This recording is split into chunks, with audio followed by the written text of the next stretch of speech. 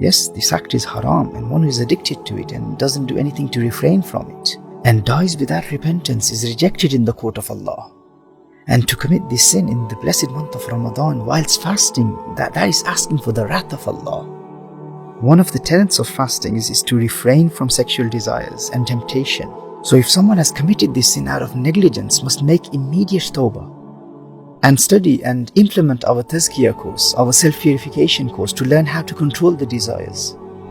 However, if one is fasting and commits this sin of masturbation to the point of inzal, to the point of ejaculation, then that will invalidate the fast. And one will have to make up for that fast by keeping one fast after Ramadan. And this is called Qadha, but there is no Kaffarah. It will not incur an expiation or an additional penalty. The fast will be nullified. One must make immediate tawbah and perform the obligatory ritual ghusl.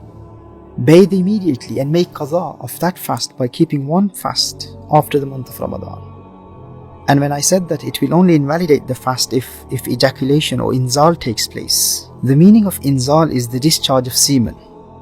Generally, males experience 4 kinds of emissions or discharges from their genitals. The first is urine, and the second one is called Madhi.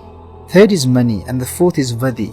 Now, al-madhi is the pre-ejaculatory fluid, which is released when one is aroused, when one is in the state of shahwa, before ejaculation or before the emission of semen or sperm. Madhi is a white, thin, watery and a sticky fluid. Now, this pre-ejaculatory fluid, it comes out before the ejaculation of semen. This is called madhi. And mani is semen, which is a white, thick substance, and that is released at the time of ejaculation. And wadhi, which can be called prostatic fluid. This is a white, cloudy substance, which has no smell, and this is usually emitted after passing urine and sometimes before passing urine. So this is usually after the sexual intercourse has taken place, and then one passes urine after that. So after passing urine, one may feel the emission of wadhi, and sometimes during ghusl, one may see the emission of this substance, which is called wadhi. So these are the 4 kinds of discharges: urine, madhi, mani, wadhi.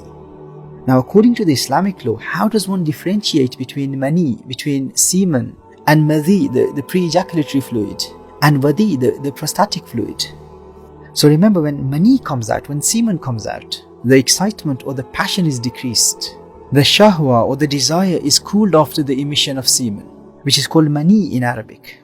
Whereas when madhi is discharged, it doesn't decrease the excitement, it increases the desire and the shahwa. And also, mani is a thick white substance, and when it is discharged, it gushes out of the genitals. Whereas madhi, which comes out before the ejaculation of the semen, that is a thin fluid which doesn't pour out like the semen. And wadhi is that substance which comes out after, when one passes urine, and mostly after passing urine and sometimes before passing urine. And this is necessary knowledge for every Muslim. Remember, if one has committed the sin of masturbation, it is only the emission of the mani which breaks the fast. The emission of madhi and wadhi do not break the fast. According to some Maliki scholars, madhi also invalidates the fast. But in the Hanafi school, madhi does not invalidate the fast. Now, if someone commits the sin of masturbation, but stops this evil act before inzal, before the emission of the semen, if one stops before ejaculation, even though the fast will not be invalidated, the fast will still be valid, but this person has committed a haram act and will be sinful, and he has deprived himself from the blessings of the fast. So immediate repentance, immediate tawbah is wajib upon that person. It's an obligation upon that person. And this is something that every Muslim should know. This is necessary knowledge for every Muslim.